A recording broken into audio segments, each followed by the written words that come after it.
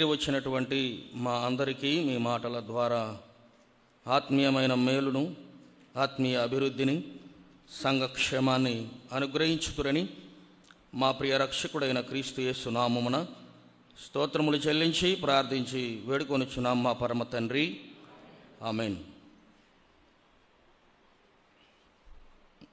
రెండవ రాకడను వచ్చినటువంటి వర్తమానం క్రైస్తవునికి చాలా ప్రాముఖ్యమైనటువంటి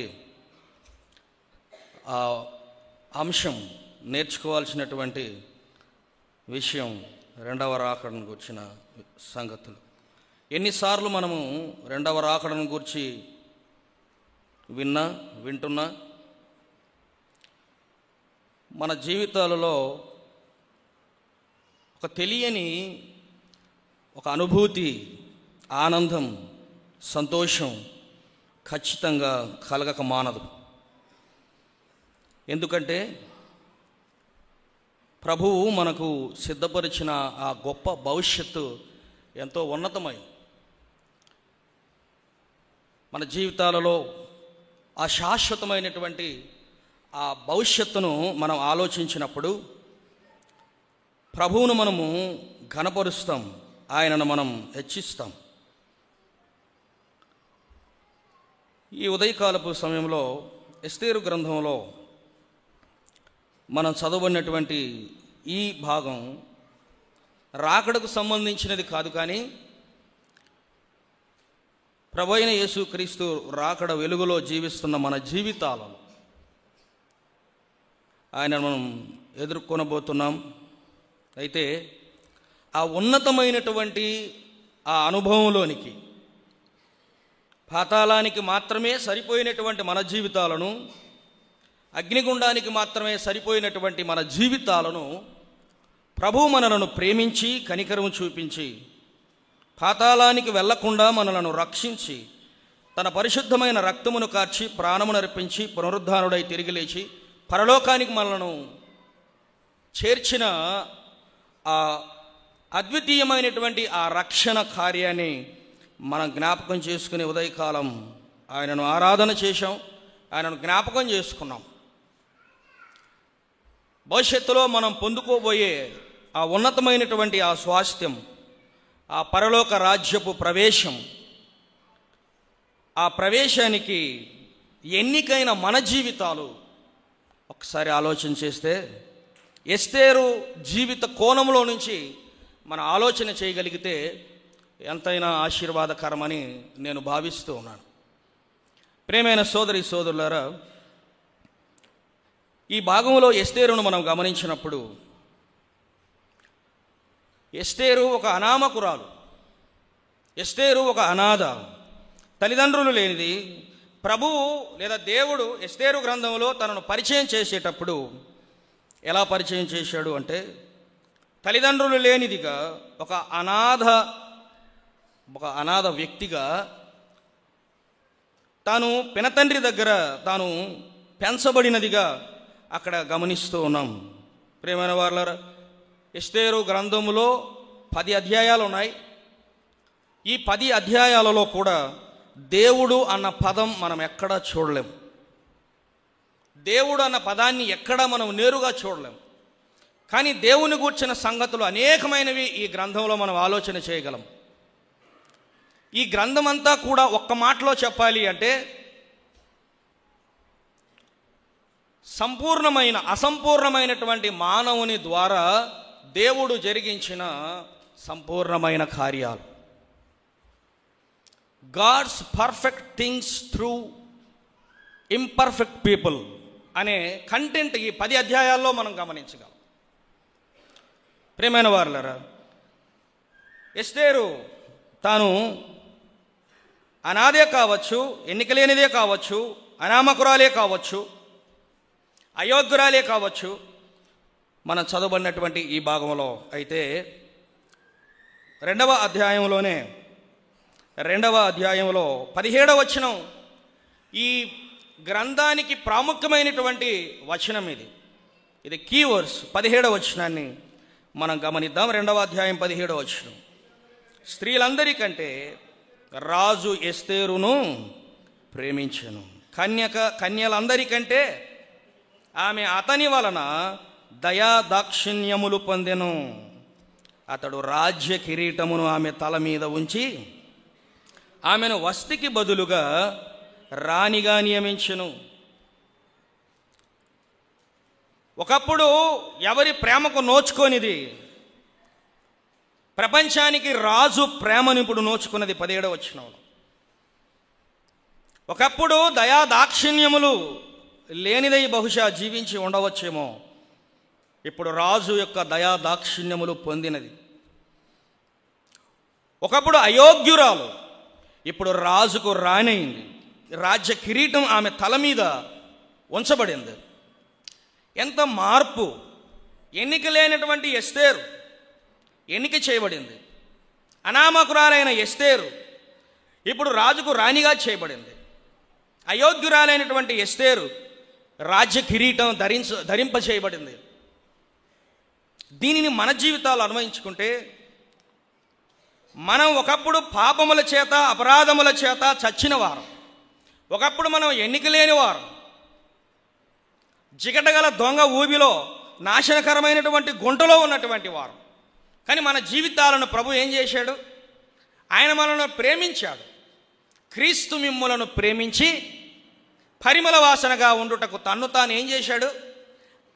హీ కమిటెడ్ హిమ్సెల్ఫ్. ఆయన మన కొరకు ఆయన అప్పగించుకున్నాడు. ఎఫ్సీలకు రాసిన పత్రిక 5వ అధ్యాయంలో మనం గమనిస్తాం. అయోగ్యులమైన మన కొరకు ఆయన ఎన్నుకున్నాడు, మనల్ని ఆయన ఎన్నుకున్నాడు. అయితే ఈ మధ్యాహ్న వేళ నేను మీ దృష్టికి తీసుకుని రావాలనుకున్నటువంటి అంశం ఏంటి అని అంటే, ఎన్నిక లేని ఎస్తేరు రాజు ఎన్నుకున్న విధానం మనం గమనించినప్పుడు, ఎస్తేరులో ఏమి చూసి ఆమె ఎన్నిక చేయబడింది, అది మన అంశం. ఎస్తేరు, ఎన్నుకోబడిన ఎస్తేరు, హెచ్చించబడిన ఎస్తేరు, దీవించబడిన ఎస్తేరు, రాణి అయిన ఎస్తేరు, ఇలా ఎన్నైనా చెప్పుకోవచ్చు. అయితే ఎన్నిక చేయబడినటువంటి ఈ ఎస్తేరు ఎన్నిక చేయబడడానికి కారణాలు ఏమిటి?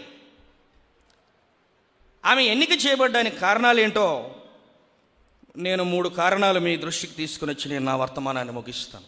నంబర్ 1, మొదటిదిగా మనం ఆలోచించేద్దాం. 2వ అధ్యాయం ఎస్తేరు గ్రంథం 2వ అధ్యాయం 7వ వచనాన్ని చూద్దాం.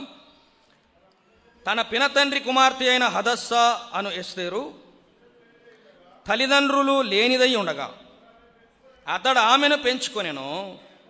ఈ భాగాన్ని గమనించండి, ఈ సెంటెన్స్ గమనించండి. ఆమె, అమ్మ ఎలాంటిది ఆమె? అయ్యా ఎలాంటిదామె? అందమైన రూపమును సుందర ముఖమును గలదై ఉండెను. ఎస్తేరు ఎలాంటిది? ఎస్తేరు ఎన్నుకోబడ్డానికి కారణం ఏంటి అంటే, వెరీ ఫస్ట్, ఆమె సౌందర్యవతి. ఆమె అందమైన రూపము గలది, సుందరమైన ముఖము గలది. ఆమె అందమైనటువంటి రూపం. ఆమె కంటే అందమైన వారు లేరా? ఆమె కంటే అందమైన వారు రాజ్యంలో ఎంతోమంది ఉన్నారు. ఆమె కంటే సౌందర్యవంతులైనటువంటి కన్యకలు ఆ రాజు యొక్క అంతఃపురములో ఎంతోమంది ఉన్నారు. ఎంతోమంది ఉండగా ఎస్తేరు మాత్రమే, దేవుడు ఎస్తేరును మాత్రమే ఎన్నుకున్నాడు. బైబిల్ గ్రంథం సెలవిస్తుంది, సామెతల గ్రంథం 31వ అధ్యాయం 30వ వచనంలో, అందం మోసకరం, సౌందర్యం వ్యర్థం. దాని కిందనే రాయబడింది, యెహోవా యందు భయభక్తులు గల స్త్రీ కొనియాడబడును అనే మాట. అలాగైతే మనం ఇప్పుడు అర్థం చేసుకోవాల్సిన విషయం ఏంటి? ఎస్తేరుకు కలిగిన ఆ సౌందర్యం భౌతికమైనదా, ఆత్మీయమైనదా? ఎస్తేరు తాను కలిగినటువంటి ఈ సౌందర్యం అది ఆత్మీయమైనటువంటి సౌందర్యం. ప్రభువు మన పై రూపాన్ని కాదు చూసేది, మన పై భక్తిని కాదు ఆయన చూసేది, మన పైనున్నటువంటి ఈ సౌందర్యాన్ని కాదు ఆయన చూసేది, ఈ సొగసులను కాదు ఆయన చూసేది, మన అంతరంగ జీవితాన్ని ఆయన పరిశీలించేవాడు. ఆయన హృదయ పరిశోధకుడు. ఆయన మన హృదయాన్ని పరిశీలించేవాడు, ఆయన పరిశోధించేవాడు. ప్రియ సోదరుడా, సోదరి, నీ ఆత్మీయమైనటువంటి సౌందర్యం ఎలా ఉంది? పైకి చక్కగా కనిపిస్తున్నాం, పైకి ఆనందంగానే కనిపిస్తున్నాం, పైకి చాలా అందమైన వారుగా కనిపిస్తాం, లోపల కుళ్ళిపోయాం. మరొక మాట సామెతల గ్రంథంలో మనం చూస్తాం. సామెతల గ్రంథం 11:22లో వివేకము లేని సుందర స్త్రీ పంది ముక్కుననున్న బంగారు కమ్మి వంటిది.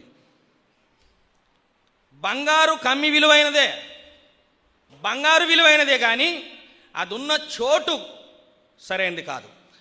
బంగారు విలువైనదే కానీ ఆ బంగారు అదున్న చోటు సరైనది కాదు. కాబట్టి బంగారుకి ఏం పోయింది? అక్కడ బంగారును చూచే విధానం మారిపోతుంది.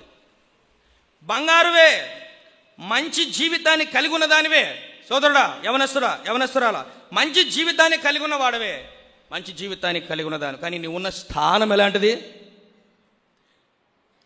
నీవు గడుపుతున్న స్థానం ఎక్కడా? నువ్వు మంచిదానివే, చూడటానికి మంచివాడివే. బంగారు కమ్మి మంచిదే, కానీ అది ఉన్న చోటు ఎలాంటిది? అది మంచిది కాదు. పంది ముక్కుననుంది. పంది ముక్కున బంగారు కమ్మి ఉంటే అది అందంగా కనిపిస్తుందా? క్షణము కూడా అందంగా కనిపించదు. ఎందుకు? పంది గుణం ఎలాంటిది? పంది గుణం ఎప్పుడు చూసినా బురదలోకి వెళ్ళిపోవడమే. మొదట బురదలోకి పెట్టడం ఏ అవయవాన్ని పెడుతుంది? మొదట ఎక్కడ ముక్కు కమ్మి ఉంటుందో అక్కడే పెడుతుంది మొదట. అర్థమవుతుందా సోదరుడా, ప్రియ సోదరి? మన ఆత్మీయ జీవితంలో ఆత్మీయ సౌందర్యం మనకు లేకుండా, మన దేవునికి అప్పగించుకోకుండా, ఆయనకు భయపడకుండా మనం జీవిస్తే అపవాది మనలను వాడు మింగివేయడానికి సిద్ధంగా ఉన్నాడు. మన సౌందర్యాన్ని మనం కాపాడుకోవాలి. దేవుడు మనకిచ్చిన ఈ రక్షణ సౌందర్యం, ఈ నీతి అనే సౌందర్యం, దేవుని నీతి అనే సౌందర్యాన్ని దేవుడు మనకిచ్చాడు. దీన్ని మనం కాపాడుకోవాలి. ఎందుకంటే ఎన్నిక లేని మనలను ఆ ఉన్నతమైనటువంటి పరలోక రాజ్యానికి దేవుడు మనలను వారసులుగా చేశాడు. చేయడం మాత్రమే కాదు, ఆయన మనలను ఆ రాజ్యంలో ఉండటానికి, తీసుకొని వెళ్ళడానికి రెండవసారి ఏం చేయబోతున్నాడు? ఆయన రాబోతూ ఉన్నాడు. కనుక మనం సిద్ధపడి ఉండాలి ప్రభు కోసం. సరైన సిద్ధపాటు కలిగి ఉండాలి. ఆత్మీయమైనటువంటి సౌందర్యం. పరమగీతము గ్రంథంలో 6వ అధ్యాయం 1వ వచనంలో సొలొమోను మాట్లాడుతూ పరమగీతములు 6:1 స్త్రీలలో అధిక సుందరి వగుదానా అన్నాడు. అక్కడ దాని భావం ఏంటి? వాస్తవానికి సులమితి అందమైనది కాదు. ద్రాక్ష తోట వనములో కష్టపడి పనిచేస్తూ ఎండకు కమిలిపోయి తనను నల్లగా మారిపోయింది. మొదటి అధ్యాయంలో పరమగీతం గ్రంథంలో తాను మాట్లాడుతూ అంటుంది, నేను నల్లని దానిని. ఏమంటుంది? నేను నల్లని దాననైనను సౌందర్యవంతురాలను అంటాం. నేను నల్లని దాననే కావచ్చు. ఓ యెరూషలేము కుమార్తెలారా, నేను నల్లదానినే కావచ్చు, కానీ నేను సౌందర్యవంతురాలను అని మాట్లాడుతూ ఉంది. మనం పాపాత్ములమే కావచ్చు ఒకప్పుడు, పాపపు ఊబిలో ఉన్నవారమే కావచ్చు మనం ఒకప్పుడు, కానీ మన ప్రభువు మనల్ని ప్రేమించాడు. మన ప్రభువు మనల్ని ఎన్నుకున్నాడు. మన ప్రభువు తన రాజ్యం కొరకు మనం ఎన్నుకున్నాడు. అందును బట్టి మనం సంతోషించాలి. ఇదే రక్షణ ఆనందం, ఇదే శాశ్వతానందం మన జీవితాలలో అయి ఉండాలి. ప్రియమైన సోదరి సోదరులారా, ఎస్తేరు ఎన్నుకోబడ్డానికి కారణం ఆమె ఆత్మీయమైన సౌందర్యం. ఈనాటి సంఘం ఆత్మీయంగా సౌందర్యముతో ఎదగాలి. అదే ప్రభు కోరుకునేది. ఈ రాజు నీ సౌందర్యమును కోరినవాడు. ఏ రాజు? రారాజు మన ప్రభు నీ సౌందర్యాన్ని కోరినవాడు అని 45వ కీర్తనలో మనం చూస్తాం. ఈ రాజు నీ సౌందర్యాన్ని కోరినవాడు. ఎఫెసీయులకు రాసిన పత్రిక 5వ అధ్యాయంలో 25వ వచనం నుంచి 27వ వచనం వరకు మనం గమనిస్తే ఆ సంఘం, ఆ కన్యక, ఆ స్త్రీ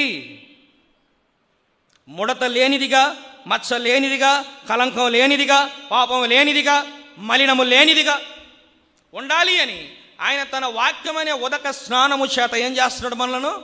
ఆయన మనలను కడుగుతూ ఉన్నాడు. ఆయన మనల్ని పవిత్రపరుస్తూ ఉన్నాడు. ఆయన మనలను నూతనపరుస్తూ ఉన్నాడు. అయితే మనం చేయాల్సిన అవసరం ఏంటి? మనం చేయాల్సిన పని ఏంటి అంటే ఆయనకు అప్పగించుకోవాలి. ఆయనతో భయభక్తులు కలిగి ఉండాలి. అప్పుడే మనం ఆత్మీయంగా సౌందర్యవంతులం కాగలం. ఎస్తేరు ఎన్నుకోబడ్డానికి కారణం ఏంటి? ఒకటి, ఆమె ఆత్మీయమైన సౌందర్యం. రెండవ మాట చూద్దాం. ఎస్తేరు గ్రంథం 2వ అధ్యాయం.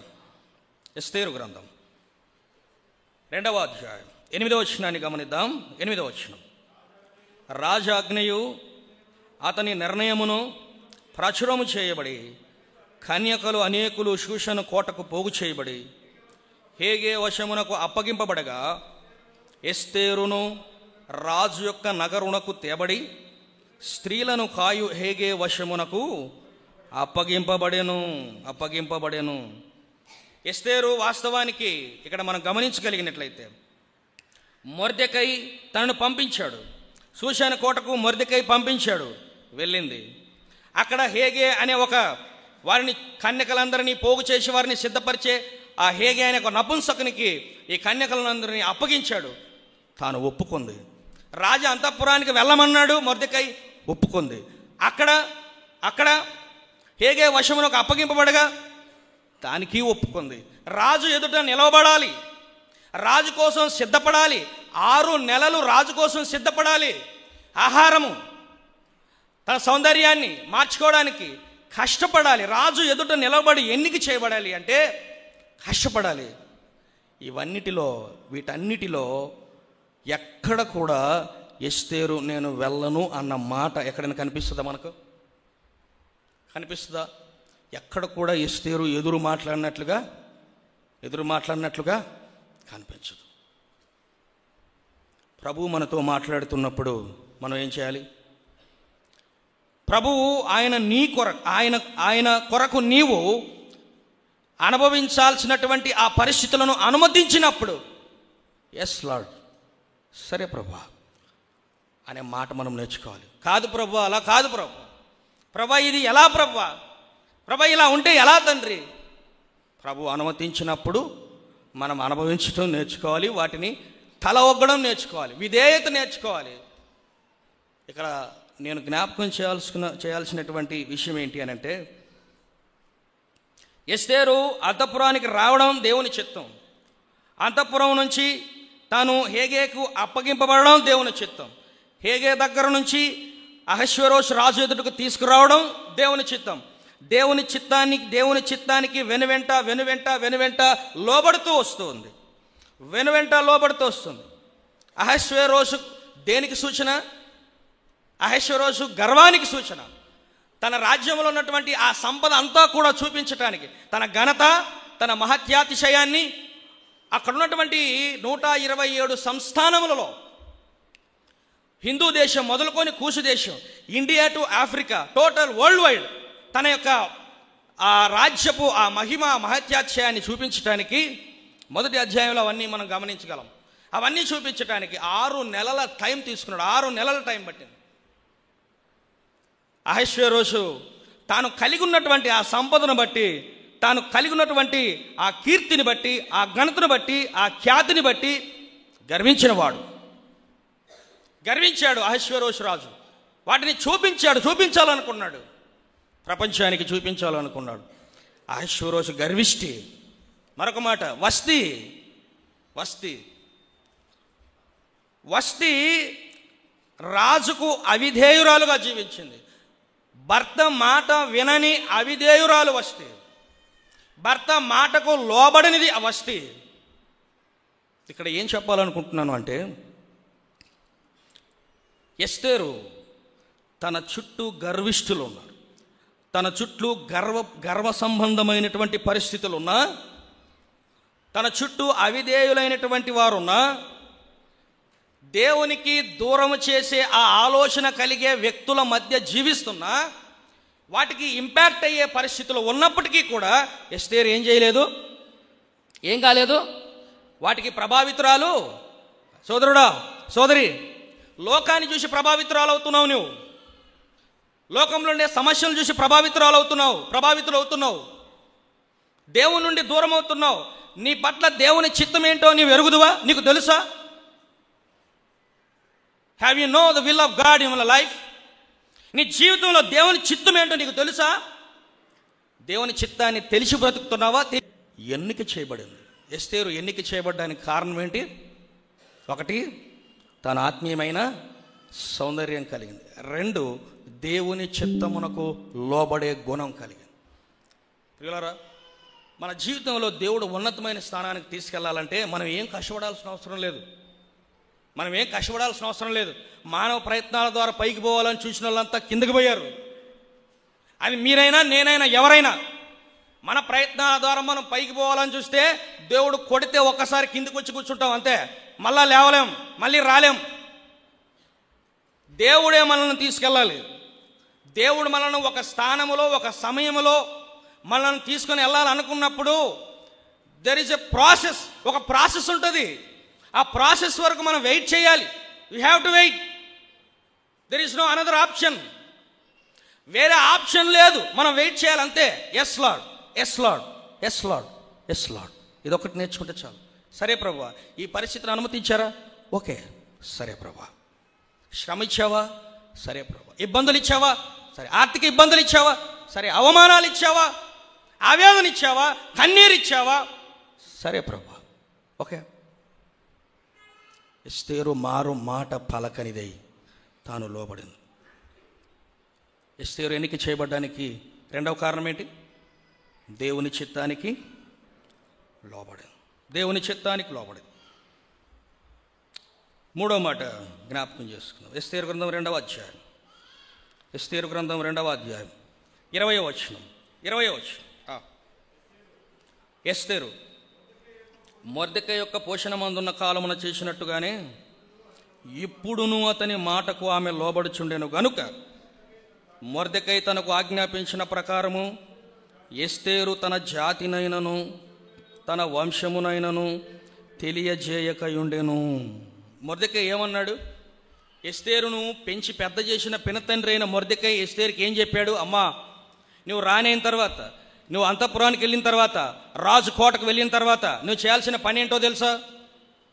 నువ్వు చేయాల్సిన పని ఏంటంటే నీ వంశాన్ని గూర్చి రాజుకు చెప్పొద్దు, నీ జాతిని గూర్చి రాజుకు చెప్పొద్దు.